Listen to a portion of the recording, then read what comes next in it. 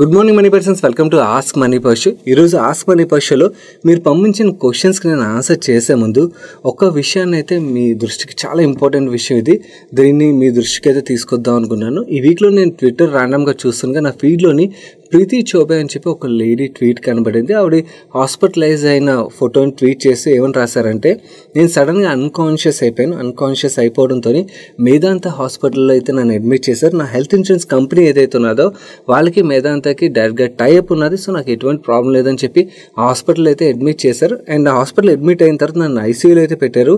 చివరికి చూసేసరికి నా ఇన్సూరెన్స్ కంపెనీ నా క్లెయిమ్ని రిజెక్ట్ చేశాను. ఆ రిజెక్ట్ చేయడం వెనకాల ఉన్న రీజన్ వాళ్ళు ఏం చెప్తున్నారంటే, మీరు టెన్షన్ వల్ల అన్కాన్షియస్ అయిపోయారు. సో దానివల్ల ఇన్సూరెన్స్ కంపెనీ ఆవిడ క్లెయిమ్ని రిజెక్ట్ చేస్తున్నట్టుగా ట్వీట్ చేశారు. అండ్ ఆ ఇన్సూరెన్స్ కంపెనీని కూడా ఆవిడ ట్యాగ్ చేశారు, హెచ్డిఎఫ్సి ఎర్గో అన్నమాట. సో యాక్చువల్ నన్ను అడిగినట్టయితే ఇది ఇన్సూరెన్స్ కంపెనీ నుంచి అరాచకం అనే చెప్తాను. ఈ రోజుల్లోని టెన్షన్ ఆర్ స్ట్రెస్ లేని జాబ్ ఏముంటుంది చెప్పండి. సో ఈ టెన్షన్ అండ్ స్ట్రెస్ ఉన్నదని చెప్పి మనకి వేరే ఏదైనా ప్రాబ్లం వచ్చినప్పుడు ఇలా క్లెయిమ్లు రిజెక్ట్ చేసుకుంటూ వెళ్ళినట్టయితే మనం వేలకు వేలు ప్రతి సంవత్సరం ప్రీమియం కట్టి ఏం లాభం, అవునా? సో నా సజెషన్ ఏంటంటే, మీ ఇన్సూరెన్స్ కంపెనీ ఏదైతే ఉన్నదో దాన్ని ఒకసారి వెంటనే చెక్ చేయండి. అంటే వాళ్ళు స్ట్రెస్ టెన్షన్ ఉన్నదని చెప్పి దానివల్ల ఇన్సూరెన్స్ క్లెయిమ్ని రిజెక్ట్ చేస్తారనుకోండి, అలాంటి ఇన్సూరెన్స్ కంపెనీకి మనం ప్రతి సంవత్సరం వేలకు వేలు ప్రీమియంలు కట్టి అక్కడ ఉండి దాని తర్వాత దాని నుంచి వచ్చే ప్రాబ్లమ్స్తో మనం సఫర్ అయ్యే దానికన్నా కూడా ఇంకెక్కడైనా మనకు బెటర్ పాలసీ వచ్చినట్టయితే అక్కడ పోస్ట్ చేసుకు వెళ్ళిపోవడం బెటర్ అన్నమాట. So this is not fair from insurance company. నన్ను అడిగినట్టయితే మీలో ఎంతమంది ఫెయిర్ అనుకుంటారు? నేనైతే ఇది డెఫినెట్లీ ఇన్సూరెన్స్ కంపెనీస్ నుంచి కరెక్ట్ కాదన్నది నా వ్యూ. వాళ్ళు కొత్త రీజన్స్ వెతుక్కుని ఇలా ఇన్సూరెన్స్ క్లెయిమ్ రిజెక్ట్ చేయడం అనేది చాలా తప్పు. ఎందుకంటే మనం ఇన్సూరెన్స్ ప్రీమియంలు కట్టేదే మనకి రేపొద్దు ఏదైనా ప్రాబ్లం వచ్చిందంటే మన పాకెట్ నుంచి డబ్బులు వెళ్లకుండా మనకి ఇన్సూరెన్స్ కంపెనీ ఆ క్లెయిమ్ని హానర్ చేస్తుందని చెప్పి మనం కడతాం. కానీ ఇలా కొత్త రీజన్స్ టెన్షన్ మరీ వేరే ఇంకేదైనా ఓకే అంటే డిస్క్లోజ్ చేయలేదనో లేకపోతే ముందు నుంచి మీకు ఈ ప్రాబ్లం ఉన్నదనో దాని ఇలాంటి ఇష్యూస్ ఉన్నాయి అనుకుని దాని రిలేటెడ్ ఫైట్ నడుస్తుంది. బట్ మీరు సడన్గా టెన్షన్ వల్ల ఇలా అన్కాన్షియస్ అయిపోయి దానికి నేను క్లెయిమ్ హానర్ చేయను అని చెప్పడం అన్నది కరెక్ట్ కాదన్నది నా వ్యూ. సో ఒకవేళ మీరు హెచ్డిఎఫ్సి ఎర్గో ఒక పాలసీ హోల్డ్ చేస్తున్నట్టయితే మాత్రం తప్పకుండా మీ ఇన్సూరెన్స్ కంపెనీతో ఈ విషయాన్ని అయితే వెంటనే చెక్ చేయండి. అండ్ ఈవెన్ మిగిలిన వేరే ఏదైనా పాలసీ హోల్డ్ చేసినా కూడా తప్పకుండా చెక్ చేయండి. This is not right.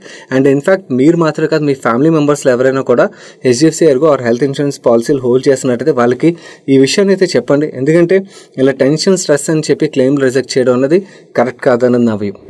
మన నెక్స్ట్ క్వశ్చన్ హరి గారు అడుగుతున్నారు. Hi sir, I need your guidance on my investment. I strongly believe you are best to provide advice. My age is 43 years. I'm an IT employee getting 2 lakh rupees salary per month. My home expenses are 60,000 rupees per month and I'm having small personal loan paying 30,000 rupees monthly as a EMI, and this will complete in next 12 months. I started stock market investments in year 2018. Never made 1 rupee profit, but I lost 15 lakhs in Arkham and 12 lakhs in BS Limited stocks invested based on my friend's suggestion without having any knowledge, and also stuck with Adani Wilmar from last 20 months. Average of 600 rupees and invested 50 lakh rupees. Currently portfolio is at loss of 35%. I am following you from last 1 year, gone through all your videos of your fundamental analysis series multiple times and daily I'm a news follower. You keep us motivating each day about investing. That really helping me to stay away from trading and investing without knowledge. Now I got into investment mindset for long term. I am still with minimum 50% risk taking mindset. So I started 2 SIPs from Jan 2024 in Quant and Franklin, both small caps, each 10,000 rupees per month and 10% step up each year. And I want to invest for 15 years, which I want to utilize for my retirement fund. Not sure if it is good. Okay, I need your advice on further investment. I have sold my flat of 50 lakh rupees. With this money, is it good to invest in quality stocks for long term, at least for 10 years, or good to buy any plot in Hyderabad? All my investments are for my kids' future only. I have term and health insurance policies which you have strongly recommended all the times to everyone. Hari గారు, generally stock మార్కెట్లో చాలామంది కొత్తగా వచ్చినప్పుడు నష్టపోవడం అనేది జరుగుతూ ఉంటుంది. ఆ నష్టాన్ని నుంచి నేర్చుకుని they will make lot of money అన్నమాట. బట్ మీ కేసులో మీ నష్టం ఏదైతే ఉన్నదో అది చాలా ఎక్కువ. I'm really sorry to hear that. కాకపోతే మీరు అగైన్ ఈ లాస్ నుంచి అయితే మైండ్ సెట్ పరంగా మీరు రికవరీ నేర్చుకున్నారని అయితే మీరు రాసిన దాన్ని బట్టి నాకు అర్థమవుతుంది. ఫస్ట్ థింగ్, మీరు రిటైర్మెంట్ ప్లానింగ్ రిలేటెడ్గా మీరు ఏదైతే ఎస్ఐపీస్ చేస్తారో ఫండ్స్ పరంగా ప్రాబ్లం అయితే లేదు, కానీ మీరు ఇన్వెస్ట్ చేసిన అమౌంట్స్ ఏవైతున్నాయో అవి తక్కువ అన్నది నా అభిప్రాయం. ఎందుకంటే మీ శాలరీ, మీ ఎక్స్పెన్సెస్ ఇవన్నీ చూస్తే నాకు అర్థమవుతుంది ఏంటంటే మీ ఓవరాల్ రిటైర్మెంట్ గోల్ ఏదైతే ఉన్నదో ఈ 20,000 రూపీస్ ఎస్ఐపితో దాన్ని అచీవ్ చేయడం అనేది కొంచెం కష్టం అవుతుంది అనిపిస్తుంది. సో ఒకవేళ వీలైనట్టయితే మీ ఎస్ఐపిని ఎన్హాన్స్ చేసుకుంటే చాలా బెటర్ అన్నది నా వ్యూ. అండ్ సెకండ్, మీరు మీ దగ్గర ఉన్న ఇప్పుడు 50 లక్షలని క్వాలిటీ స్టాక్స్లో ఇన్వెస్ట్ చేయాలని చెప్పి అడుగుతున్నారు. నన్ను అడిగినట్టయితే నేను వద్దని చెప్తాను. ఎందుకు వద్దని చెప్తానంటే ఇప్పుడిప్పుడే మీరు నేర్చుకొని మీ కన్విక్షన్ బిల్డ్ చేసుకోగలుగుతున్నారు. సో ఇలాంటి టైంలోని మీరు ఈ డబ్బులు ఏవైతే ఇది మళ్ళీ అగైన్ చాలా లార్జ్ క్యాపిటల్. సో ఈ క్యాపిటల్ ఇన్వెస్ట్ చేసిన తర్వాత మీరు చాలా మంచి కంపెనీలోనే ఇన్వెస్ట్ చేయొచ్చు. కానీ ప్రాబ్లం ఏంటంటే మార్కెట్ ఇలాగే ఉండాలని గ్యారంటీ లేదు కదా. మార్కెట్ ఎప్పుడైనా పడవచ్చు, 30, 40, 50% ఎంతైనా పడవచ్చు. So we don't know. అలా పడినప్పుడు మంచి కంపెనీస్ కూడా పడిపోతాయి. సో అలా పడిపోయాయి అనుకోండి, మీ కాన్ఫిడెన్స్ ఇంకా దెబ్బతినే ఆస్కారం ఉంటుంది. కాబట్టి నా సజెషన్ ఏంటంటే మీరు ఇప్పుడు ఫండమెంటల్ అనాలిసిస్ ఇవన్నీ కూడా లాస్ట్ 1 ఇయర్గా నేర్చుకున్నాను అని చెప్తున్నారు. కాబట్టి ఏదైతే నేర్చుకున్నారో వాటిని ప్రాక్టికల్లీ ఇంప్లిమెంట్ చేయడానికి ప్రయత్నించండి, కొంచెం అమౌంట్స్ అని. సో అలా ఇంప్లిమెంట్ చేసిన తర్వాత ఆ కంపెనీస్ రిలేటెడ్ మీరు ఫర్దర్గా కూడా మీ రీసెర్చ్ని కంటిన్యూ చేయండి. ఇలా కంటిన్యూ చేసిన తర్వాత ఏమవుతుందంటే ఓవర్ ఏ పీరియడ్ మీకు మంచి కన్విక్షన్ అది బిల్డ్ అవుతుంది. అలా కన్విక్షన్ బిల్డ్ అయిన తర్వాత అప్పుడు ఇన్వెస్ట్ చేయండి. కానీ అప్పటి వరకు కంగారు పడద్దు అన్నది అవి. అప్పటి వరకు ఏదర్ ఇండెక్స్ ఫండ్స్లో కానీ లేకపోతే ఇంకేదైనా మీకు నచ్చిన మ్యూచువల్ ఫండ్లో పార్క్ చేసుకోండి. మీకు ఒక్కసారి కన్విక్షన్ బిల్డ్ అయిన తర్వాత అప్పుడు మీరు డైరెక్ట్ స్టాక్స్లోకి రండే, కానీ ఇప్పుడే వద్దన్నది నా అభిప్రాయం. ఎందుకంటే ఒకవేళ మళ్ళీ ఇక్కడ కూడా లాస్ వచ్చింది అనుకోండి, మీరు మంచి కంపెనీలో ఇన్వెస్ట్ చేసినా కూడా మీ కాన్ఫిడెన్స్ కంప్లీట్లీ దెబ్బతినే ఆస్కారం ఉంటుంది. కాబట్టి చిన్న అమౌంట్స్ మాత్రమే ట్రై చేయండి. ఇంత పెద్ద అమౌంట్ ఇన్వెస్ట్ చేస్తే కన్నా కూడా నా సజెషన్ ఏంటంటే ఇండెక్స్ ఆర్ అదర్ మ్యూచువల్ ఫండ్స్లో ఇన్వెస్ట్ చేసుకోండి. మీ కన్విక్షన్ బిల్డ్ అవ్వడానికి 3 years, 4 years, 5 years, what ever time it takes. So మీకు కంప్లీట్ కన్విక్షన్ బిల్డ్ అయిన తర్వాత అండ్ అలాగే మీరు ఏదైతే రీసెర్చ్ చేస్తున్నారో దాని మీద మీ కాన్ఫిడెన్స్ బిల్డ్ అయిన తర్వాత అప్పుడు లార్జ్ సమ్ ఆఫ్ క్యాపిటల్ ఏదైతుందో దాన్ని డైరెక్ట్ స్టాక్స్లో తీసుకురావడం బెటర్ అన్నది నా view. Next question Yakub Pasha గారు అడుగుతున్నారు. హాయ్ సార్, నేను 2 years నుండి ఛానల్ ఫాలో అవుతున్నాను. రీసెంట్గా ప్రోటీన్ ఈగోన్ షేర్స్ 1000 దగ్గర 20 షేర్లు అయితే కొన్నాను. ఈ కంపెనీ యొక్క ఫ్యూచర్ ఎలా ఉంటుంది? యాకూబ్ పాషా గారు, మీ క్వశ్చన్కి ఆన్సర్ చేసే ముందు ఒక విషయం చెప్పాలి. ఈ క్వశ్చన్ నేను ఆల్రెడీ 3-4 weeks బ్యాక్ ఆన్సర్ చేశానండి. మీరు రిపీటెడ్గా పోస్ట్ చేస్తున్నారు.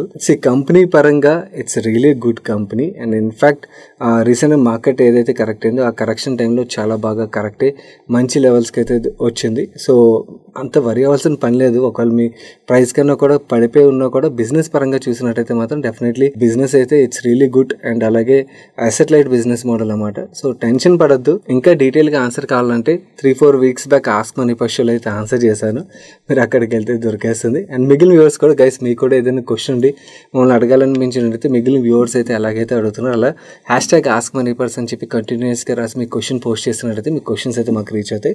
అండ్ ఈ వీడియోలో ఏదైతే నేను ఆన్సర్ షేర్ చేసినా మీకు హెల్ప్ఫుల్ అవుతున్నాయి అనిపించినట్టయితే వీడియోని తప్పకుండా లైక్ చేయడం అయితే మర్చిపోకండి. మన నెక్స్ట్ క్వశ్చన్ సంజీవ్ సాగర్ అడుగుతున్నారు. ఆయన రిషబ్ ఇన్స్ట్రుమెంట్స్ అండ్ అలాగే మోల్టెక్ టెక్నాలజీ రిలేటెడ్గా వ్యూ షేర్ చేయమని అడుగుతున్నారు. రిషబ్ ఇన్స్ట్రుమెంట్స్ విషయంకి వచ్చేసరికి రీసెంట్ ఐపీఓ కదండి. ఐపీఓ టైంలోని చదివినప్పుడైతే నాకు కంపెనీ ఇంట్రెస్టింగ్ అనిపించింది. వీళ్ళ ప్రొడక్ట్స్ ఏవైతే అనలాగ్ ప్యానల్ మీటర్స్, లో వోల్టేజ్ కరెంట్ ట్రాన్స్ఫార్మర్స్ ఏవైతే వీటిని వీళ్ళు data centre, telecom industry, automobile industry ఇలాంటి ఇండస్ట్రీలకి అయితే సప్లై చేస్తూ ఉంటారన్నమాట. అండ్ వీళ్ళ క్లయింట్స్ కూడా చాలా బాగా మంచి క్లయింట్స్ అయితే మనకు కనబడతారు. ఎంఎన్సీ కంపెనీస్ అన్ని కూడా సిమెన్స్, ఏబీబీ, హిటాచీ ఎనర్జీ ఇలాంటి కంపెనీస్ అన్ని కనబడుతుంటాయి అన్నమాట. సో లాస్ట్ క్వార్టర్ రిజల్ట్స్లో మాత్రం వీళ్ళు ఒక్కసారి షాక్కి గురి చేశారు.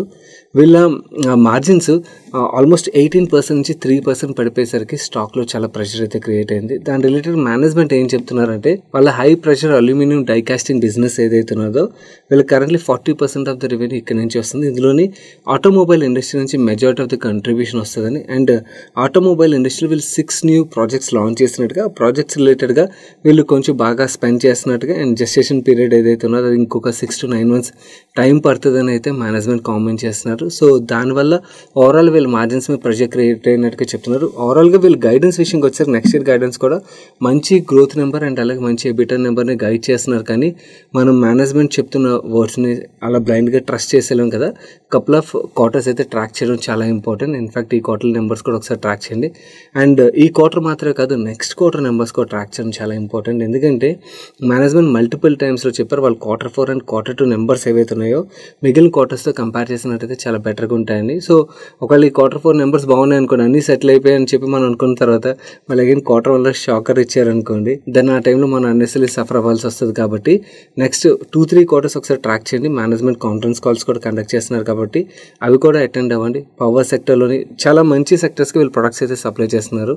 Interesting company definitely. సెకండ్, మీరు మోల్టెక్ టెక్నాలజీ గురించి అడిగారు. రీసెంట్ టైంలో ఆ కంపెనీని ట్రాక్ చేయట్లేదు కాబట్టి దాని రిలేటెడ్గా నా వ్యూ అయితే షేర్ చేయలేను.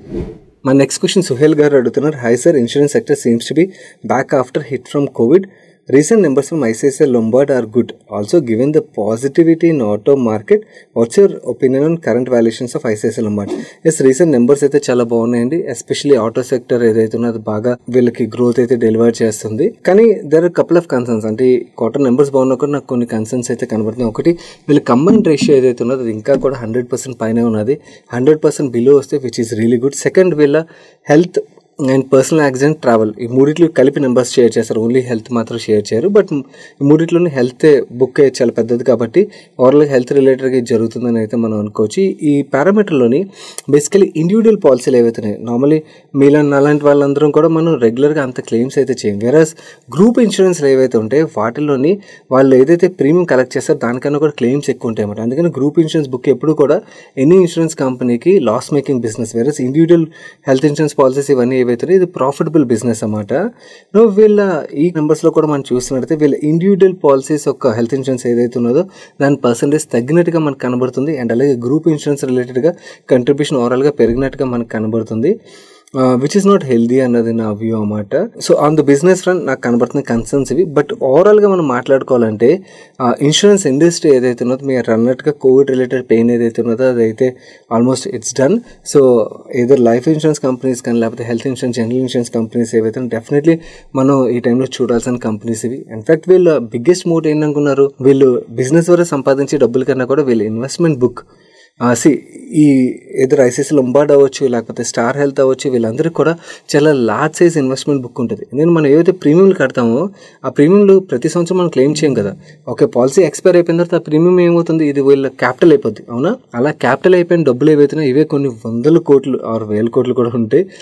మీకు ఎగ్జాక్ట్ నెంబర్ స్క్రీన్ మీద చూపిస్తాను అనమాట. సో ఇన్వెస్ట్మెంట్ బుక్ ఏదైతే దీని మీద వీళ్ళు రిటర్న్ అయితే సంపాదిస్తుంటారు అనమాట. ఇన్ఫాక్ట్ లాస్ట్ క్వార్టర్ నెంబర్స్ బాగుండడానికి వన్ ఆఫ్ ద రీజన్ కూడా అది. వీళ్ళు ఇన్వెస్ట్మెంట్ బుక్ నుంచి చాలా మంచి రిటర్న్ అయితే సంపాదించారన్నమాట. సో ఓవరాల్గా ఇన్సూరెన్స్ ఇండస్ట్రీ మనం చూసినట్టయితే ఓన్లీ వాళ్ళు ఇన్సూరెన్స్ పాలసీ సెల్ చేసేది మాత్రమే కాకుండా మనం ఇన్వెస్ట్మెంట్ బుక్ రిలేటెడ్గా కూడా కన్సిడర్ చేయాలి. దాన్ని ఎలా మేనేజ్ చేస్తారు అన్నది కూడా కన్సిడర్ చేయాలి. ఇన్ఫాక్ట్ బిగ్గర్ మోట్ ఇదే అన్నది నా వ్యూ. అండ్ ఏదైనా మనకి పానిక్నెస్ వచ్చి మంచి కరెక్షన్ వచ్చింది అనుకోండి, ఆల్మోస్ట్ కోవిడ్ రిలేటెడ్ పెయిన్ మొత్తం పోయింది కాబట్టి డెఫినెట్లీ చూడాల్సిన సెక్టర్ ఇది. బట్ ఐసిఐసిఐ లొంబార్డ్ విషయంకి వచ్చేసరికి నేను 2 కన్సర్న్స్ చెప్పాను కదా, ఈ రెండింటిని అయితే దృష్టిలో పెట్టుకోండి. ఈరోజు సండే ఫండే సజెషన్ విషయంకి వచ్చేసరికి మూవీస్, డాక్యుమెంటరీస్ ఇలా కాకుండా ఒక ఇంట్రెస్టింగ్ యూట్యూబ్ ఛానల్ అయితే రికమెండ్ చేస్తాను. ఎందుకంటే ఇక్కడ చాలా చిన్న చిన్న కంపెనీస్వి మేనేజ్మెంట్ ఒక ఇంటర్వ్యూస్ని అయితే రికార్డ్ చేసి అప్లోడ్ చేస్తున్నారు. నాకు లాస్ట్ వీక్లో ఫీల్డ్లో కనబడింది, చాలా బాగా అనిపించింది చూసినప్పుడు. గ్రీన్ పోర్ట్ఫోలియో అని చెప్పి ఈ ఛానల్లో మీరు చూసినట్టయితే చిన్న చిన్న కంపెనీస్ ఒక మేనేజ్మెంట్ ఇంటర్వ్యూ చేస్తున్నారు అన్నమాట. బిజినెస్ల గురించి మనం క్లియర్గా అర్థం చేసుకోవడానికి అయితే డెఫినెట్లీ ఇలాంటి కాన్వర్సేషన్స్ అయితే హెల్ప్ఫుల్ అవుతాయి. ఎవరికైనా ఇలాంటి మేనేజ్మెంట్ కాన్వర్సేషన్ చూసే ఇంట్రెస్ట్ ఉన్నట్టయితే మాత్రం definitely you love this channel. And ఈ ఛానల్తో పాటు ఇంకొక స్ట్రాంగ్ రికమెండేషన్, మన టాక్స్ ఛానల్లో ఒక చాలా చాలా ఇంపార్టెంట్ వీడియో ఒకటి రిలీజ్ చేసాం. ఎస్పెషల్లీ మీరు పేరెంట్స్ అయినట్టయితే తప్పకుండా చూడాల్సిన వీడియో ఇది. ఎందుకంటే ఎస్పెషల్లీ మన తెలుగు రాష్ట్రాల్లో తెలియకుండా ఈ రిస్క్ అయితే బాగా పెరిగిపోతుంది పిల్లల విషయంలో. సో ఎవరైనా మిస్ అయినట్టయితే తప్పకుండా చూసి మీకు తెలిసిన వేరే పేరెంట్స్ ఎవరైతే ఉంటారో వాళ్ళకి కూడా ఈ ఇన్ఫర్మేషన్ అయితే స్ప్రెడ్ చేయడానికి ప్రయత్నించండి. This is very critical. మన నెక్స్ట్ క్వశ్చన్ కార్తీక్ అడుగుతున్నారు. High sir, I want to know the newly launch Canara HSBC NFO. Is it good to invest? Please provide complete details on it. Karthik గారు, హానెస్ట్గా చెప్తాను, కెనరా హెచ్ఎస్బిసి అంటే ఇది ఇన్సూరెన్స్ కంపెనీ. ఇది కెనరా రొబేకో అన్నది mutual fund company అవుతుంది అనమాట. సో కెనరా హెచ్ఎస్బిసి ఎన్ఎఫ్ఓ అంటే ఐమ్ షూర్ ఇది ఏదో యూలిప్లోని లాంచ్ చేస్తున్న కొత్త ఫండ్ అయి ఉంటుంది. సో బేసికల్ రీసెంట్ టైంలో ఇది ఒక మార్కెటింగ్ స్ట్రాటజీ అయిపోయింది. ఈవెన్ సోషల్ మీడియాలో కూడా చాలా మరీ భయంకరంగా ఎన్ఎఫ్ఓలు అని చెప్పి ఇన్సూరెన్స్ ఎన్ఎఫ్ఓలు ఏవైతే వాటిని అమ్మేస్తున్నారు అనమాట. As if mutual fund NFO టైప్లోని ప్రమోట్ చేసి వీటిలో మీకు ఫండ్లా చెప్తారు కానీ అదే ఒక పాలసీ. ఓకే, మీరు ఒక పాలసీలో ఎంటర్ అవుతున్నారని గుర్తుంచుకోండి. పాలసీలో ఎంటర్ అయితే దాని రిలేటెడ్గా చాలా ఛార్జెస్ ఉంటాయి. అన్నెసరీ ఆ ఛార్జెస్ మీరు పే చేయాలి. అండ్ మీకు ఇన్సూరెన్స్ కవరేజ్ ఇస్తారు, ఎస్ డెఫినెట్లీ. బట్ ఆ ఇన్సూరెన్స్ కవరేజ్ సరిపడా కవరేజ్ ఉండదు, దానికి మోర్టాలిటీ ఛార్జెస్ పే చేస్తారు. అండ్ ఇన్సూరెన్స్ కవరేజ్ సరిపడా ఉంటుంది కాబట్టి అండ్ ఇన్వెస్ట్మెంట్ ప్రొడక్ట్ కాబట్టి ఎలాగా మీరు దీన్ని మీ 60-70 సంవత్సరాలు వచ్చే వరకు ఉంచరు. మధ్యలో మీకు డబ్బులు రిక్వైర్మెంట్ ఉన్నప్పుడు విత్డ్రా చేస్తారు. అప్పుడు ఆ మోర్టాలిటీ ఛార్జెస్ మనం పే చేసినవన్నీ కూడా వేస్ట్ కదా. అండ్ ఆ ఇన్సూరెన్స్ రిలేటెడ్ మనకి ఏదైతే ఎక్స్పీరియన్స్ ఉన్నదో అన్ని సంవత్సరాలు కట్టింది అది కూడా వేస్ట్ అయిపోద్ది. సో ఇలాంటి ట్రాప్లకి అయితే బలైపోద్దు గైస్. మీలో చాలామంది మీ ఫ్రెండ్స్ అండ్ ఫ్యామిలీ మెంబర్స్ కూడా దీని రిలేటెడ్గా అవేర్నెస్ అయితే స్ప్రెడ్ చేయండి. ఎందుకంటే రీసెంట్ టైంలో సోషల్ మీడియాలో చూస్తున్నాను చాలామంది అడ్డదిడ్డంగా మరీ దారుణంగా ఇన్సూరెన్స్ ఎన్ఎఫ్ఓల్ని అయితే యాజ్ ఇఫ్ మ్యూచువల్ ఫండ్ ఎన్ఎఫ్ఓల్ టైప్లోని ప్రమోషన్ చేయడం అయితే కనబడుతుంది. ఇలాంటి వాటిని కంప్లీట్లీ అవాయిడ్ చేయండి. ఫస్ట్ ఇన్వెస్ట్ చేసే ముందు మనం ఎక్కడ ఇన్వెస్ట్ చేస్తామో తెలుసుకుని ఇన్వెస్ట్ చేయండి. మన నెక్స్ట్ క్వశ్చన్ రచయిత అడుగుతున్నారు. ఆయన నా దగ్గర యాస్టర్డేమ్ హెల్త్ కేర్ స్టాక్స్ 229 ఉన్నాయి. స్పెషల్ డివిడెండ్ రావాలంటే ఎప్పటి వరకు హోల్డ్ చేయాలి? Please reply. ఆల్రెడీ ఎక్స్డేట్ అయిపోయింది కదండి, సో మీరు వరీ అవ్వాల్సిన పని లేదు. వాళ్ళు డివిడెండ్ క్రెడిట్ చేసేటప్పుడు మీకు ఆ డివిడెండ్ క్రెడిట్ అయితే వచ్చేస్తుంది. అండ్ ఇంకా మిగిలిన వ్యూవర్స్లో కూడా చాలామంది దగ్గర లాస్ట్ 1 వీక్గా కామెంట్స్ అయితే చూస్తున్నాను. యాస్టర్డేమ్ ఏదైతే హెవీ డివిడెండ్ అనౌన్స్ చేస్తారో చాలామంది ఆ డివిడెండ్ కోసం ఇన్వెస్ట్ చేసినట్టున్నారు. సో ఆ డివిడెండ్ ఇంకా క్రెడిట్ రాలేదని చెప్పి మీకు ఎక్స్డేట్ అయిపోయిన తర్వాత స్టాక్ ప్రైస్ పడిపోవడం అయితే కనబడుతుంది. కానీ డివిడెండ్ క్రెడిట్ రావడానికి కొంచెం టైం పడుతుంది అన్నమాట. మేనేజ్మెంట్ వాళ్ళు ఏం చెప్తున్నారంటే ఎక్స్డేట్ దగ్గర నుంచి 30 days లోపల క్రెడిట్ చేస్తూ ఉన్నారు. సో 30 days లోపల మీకు క్రెడిట్ అయితే వచ్చేస్తుంది, కంగారు పడద్దు. మన నెక్స్ట్ క్వశ్చన్ వెంకట సురేష్ అడుగుతున్నారు. ఆయన could you please tell your opinion on Tejas network? I'm holding from 195 rupees.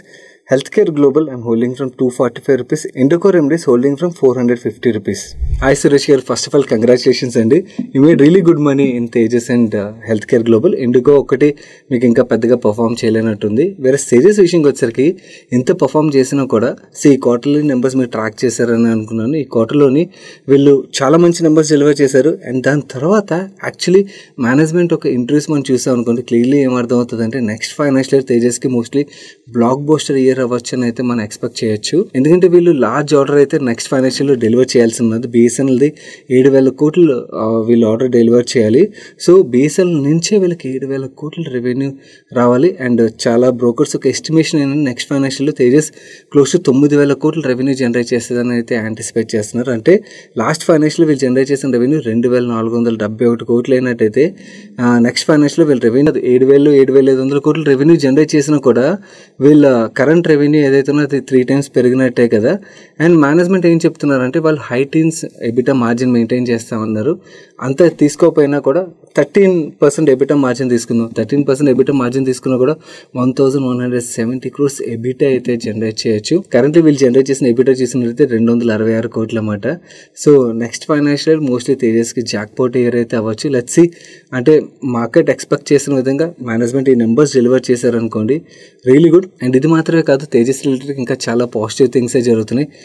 TCS ఏదైతే డేటా సెంటర్ రిలేటెడ్గా ఆర్డర్స్ విన్ అవుతున్నారో దానివల్ల కూడా వీళ్ళకి అడ్వాంటేజ్ రానున్నది. అండ్ అలాగే టాటా గ్రూప్ ఏదైతే సెమీ కండక్టర్ బిజినెస్లోకి ఎంటర్ అవుతున్నారో దానివల్ల కూడా వీళ్ళకి అడ్వాంటేజ్ రానున్నది. No Tejas is Tata group company కదా. సో ఓవరాల్గా తేజస్ యొక్క ఫ్యూచర్ అయితే బాగా కనబడుతుంది. Let's see. నెంబర్స్ అవన్నీ బాగా డెలివరీ అవుతున్నాయి అనుకోండి, this should do well for investors. And అలాగే హెల్త్ కేర్ గ్లోబల్ విషయంకి వచ్చేసరికి కరెంట్లీ హాస్పిటల్ స్టాక్స్లో మనం చూసినట్టయితే వాల్యుయేషన్ ఇవి ఎబిటా మల్టిపుల్ పరంగా చూసినట్టయితే అట్రాక్టివ్గా దొరుకుతున్న స్టాక్ ఇది. అండ్ వీళ్ళు బిజినెస్ కూడా బాగానే చేస్తున్నారు. ఇండిగో కూడా మంచి కంపెనీయే, but they are struggling last couple of ఇయర్స్గా చూసినట్టయితే. హోప్ఫుల్లీ నెక్స్ట్ కపుల్ ఆఫ్ ఇయర్స్లో వాళ్ళు బాగా పర్ఫామ్ చేస్తారని యాంటిసిపేట్ చేద్దాం. ఎందుకంటే వీళ్ళది ఓన్లీ ఎక్స్పోర్ట్ బిజినెస్ మాత్రమే కాదు, డొమెస్టిక్ బిజినెస్ కూడా చాలా బాగా ఉన్నది. మంచి బ్రాండ్స్ ఉన్నాయి బ్రాండెడ్ జనరిక్ బిజినెస్లోని. So IndiGo is also good company. So ఓవరాల్గా మీరు మంచి కంపెనీస్ని హోల్డ్ చేస్తున్నారు. మన నెక్స్ట్ క్వశ్చన్ పూర్ణ సాయిరామ్ గారు అడుగుతున్నారు. గుడ్ మార్నింగ్ అన్న, please suggest how to identify best index mutual fund to generate good alpha for long term. Okay, ఎలా సెలెక్ట్ చేసుకోవాలో చెప్తాను. దానికన్నా ముందు ఫస్ట్ మీరు ఇండెక్స్ ఫండ్లో ఆల్ఫా ఎక్స్పెక్ట్ చేస్తున్నారు, అది కరెక్ట్ కాదండి. ఇండెక్స్ ఫండ్లోని మీకు ఇండెక్స్ రిటర్న్ ఏదైతే ఉన్నో ట్రాకింగ్ ఎర్రర్ పోగా ఆ రిటర్న్ అయితే వస్తుంది. ఇండెక్స్ ఫండ్స్లో మీకు ఆల్ఫా ఉంటుంది. ఆల్ఫా వచ్చేది మీకు అంటే రావాలని గ్యారంటీ లేదు, బట్ యాక్టివ్లీ మేనేజ్ ఫండ్స్ ఏవైతే ఉన్నాయో వాటిలోని మీకు ఆల్ఫా జనరేట్ అయ్యే పాసిబిలిటీ ఉంటుంది. ఇండెక్స్ ఫండ్లోని ఇండెక్స్లో ఉన్న స్టాక్స్లోని అదే వెయిటేజ్లోని ఇన్వెస్ట్ చేస్తారు కాబట్టి మీకు ఇండెక్స్ కన్నా ఆల్ఫా అయితే రాదు. సో అదొకటి క్లారిఫై చేద్దాం అనుకున్నాను. కమింగ్ టు ఇండెక్స్ ఫండ్స్ని ఎలా సెలెక్ట్ చేయాలి, ఎలాంటి ఇండెక్స్ ఫండ్స్లో ఇన్వెస్ట్ చేయాలి, ఇలాంటి డౌట్స్ ఉన్నట్టయితే దీని రిలేటెడ్గా కంప్లీట్ మాస్టర్ క్లాస్ వీడియోనే రిలీజ్ చేస్తాం మన ఛానల్లోని. One of the large size index బుక్ని మేనేజ్ చేసే ఫండ్ మేనేజర్ అనిల్ గిలానీ గారితో మన ఛానల్ తీసుకొచ్చి మరి ఇంటర్వ్యూ చేస్తాను. మీరు ఒకవేళ చూడనట్టయితే చూడండి, ఆ వీడియో చూస్తే మీకు కంప్లీట్ క్లారిటీ అయితే వచ్చేస్తుంది. నెక్స్ట్ క్వశ్చన్ ప్రశాంత్ అడుగుతున్నారు. Hi Sagar, my current age is 30 years. For long term 20 to 30 years, I'm planning to invest 20,000 rupees per month in mutual funds. My idea is to invest 5,000 rupees each in Parag Flexi Cap, Quant Mid Cap, Canara Robeco Small Cap and a Index Fund. Is it good strategy to distribute across the funds? For the Index Fund, I'm confused about choosing between Nifty 50, Nifty Next 50, Nifty Large Mid Cap 250 Index or any other indices. I can understand and I'm ready to take risk. Can you please suggest me? And good diversification అండి. మీరు across market క్యాప్లో మంచి ఫండ్స్ని select చేసుకున్నారు. And index విషయంకి వచ్చేసరికి అలాగా మీరు multi cap ఒక fund, mid cap ఒకటి, small cap ఒకటి సెలెక్ట్ చేసుకున్నారు కాబట్టి మళ్ళీ Nifty next 50, large and mid cap 250 ఇవన్నీకి వెళ్ళే బదులు, బికాజ్ మీరు లార్జ్ క్యాప్ పార్ట్ ఏది పోర్ట్ఫోలియో సెలెక్ట్ చేయలేదు కాబట్టి నిఫ్టీ 50 సెలెక్ట్ చేసుకోవడం వుడ్ బి బెటర్ అనేది నా view. Maybe over a long period మీకు నిఫ్టీ 50 ఏదైతే ఉన్నదో మీకు స్మాల్ క్యాప్ మిడ్ క్యాప్తో కంపేర్ చేసినట్టయితే తక్కువ రిటర్న్స్ జనరేట్ చేసినట్టుగా అనిపిస్తుంది. కానీ అట్ ద సేమ్ టైం మీకు బేర్ మార్కెట్స్లో పోర్ట్ఫోలియోకి అయితే మంచి స్టెబిలిటీ కూడా ఇస్తుంది. So that is good choice. ఓవరాల్గా మిక్స్ పరంగా చూసినట్టయితే అది బెటర్ అన్నది నా వ్యూ. అలా కాదు నేను ఇంకొంచెం రిస్క్ ఎక్కువగా తీసుకుంటాను, నాకు అసలు కన్జర్వేటివ్గా వద్దు అనుకున్నట్టయితే నిఫ్టీ లార్జ్ మిడ్ 250 ఏదైతే ఉందో that indexes would be better అండి. So that's it for today's ask money Parshu guys. ఈ వీకెండ్లో మన ఛానల్స్ రిలీజ్ అయిన వీడియోస్ ఏవైతే మీకు ఇక్కడ ఎండ్ కార్డులో వస్తాయి, చూడనట్టయితే తప్పకుండా చూడండి. ఇప్పటివరకు మన ఈ ఆస్క్ మనీ పర్షు వీడియోని లైక్ చేయనట్టయితే వీడియోని లైక్ చేసి మీ friends and family members helpful అవుతుంది అనిపిస్తే వాళ్ళకి తప్పకుండా షేర్ చేయండి. నేను సాయి కృష్ణ పత్రి మరొక మంచి వీడియోతో మీ ముందుకు వస్తాను. Till then bye bye, take care.